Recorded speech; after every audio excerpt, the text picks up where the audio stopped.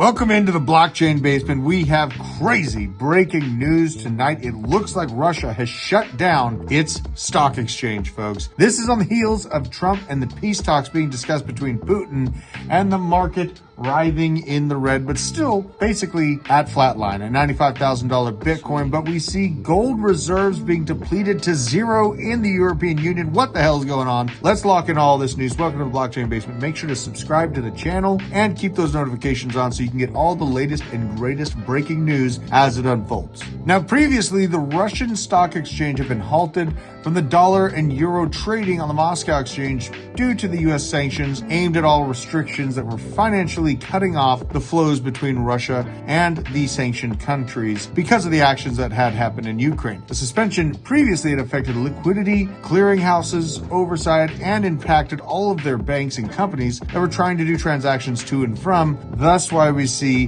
the conversation of Bitcoin and decentralized currencies becoming a more friendly subject for BRICS nations after they saw the hammer of U.S. sanctions come down and lock down their liquidity flow. Now what we see is MOEX, Russia's Moscow Stock Exchange, has suspended trading during today's trading session. And what's interesting is if I'm looking at the ruble to USD, the ruble to USD is actually pumping pretty good. The ruble was falling off of a cliff previously. Interesting signal that the valuation is going up on the Russian ruble right as they're suspending trading on their equivalent of Wall Street. And looking a little bit deeper, Russia's stock market index is actually looking like it's doing pretty good right now. So very, very interesting timing for the halt here. But this comes right after Trump and Putin discussed groundbreaking peace deals that might be on the horizon between the two world leaders. Trump said that he had a lengthy and highly productive phone call with Putin this week, discussing Ukraine, the Middle East, energy, artificial intelligence, and the power of the dollar,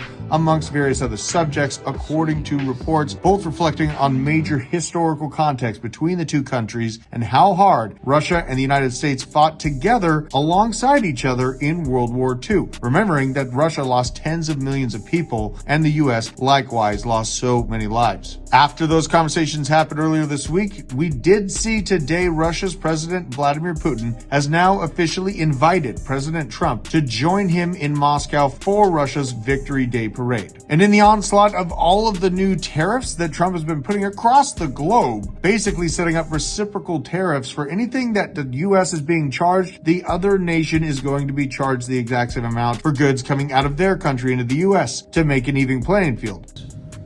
And on trade, I have decided for purposes of fairness that I will charge a reciprocal tariff, meaning whatever countries charge the United States of America, we will charge them. No more, no less. This just broke from Trump. The European Union has lowered their tariffs to a 2.5%, a huge win very quickly achieved by the Trump administration. And he made note that other countries can reduce their tariffs or eliminate to receive a reciprocal response. Bitcoin and the crypto markets at large have been hit pretty hard, but I do think that Bitcoin is showing a great sign of what it looks like to be bottoming out. Seeing Bitcoin stuck just above $90,000 for this amount of time is giving us an incredible buying opportunity, because guess what? There's even more massive news that just broke. Trump says that he's going to make sure that interest rates come down.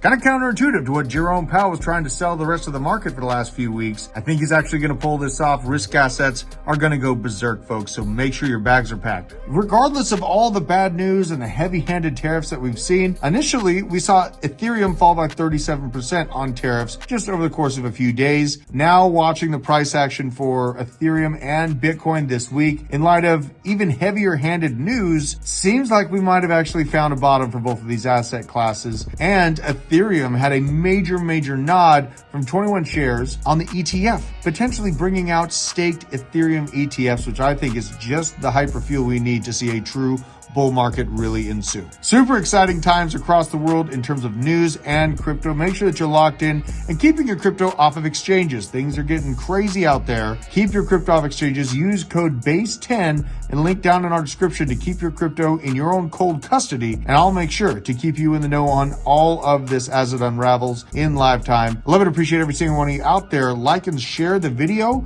Make sure you're subscribed to the channel, and I'll see you very, very soon. Marijuana.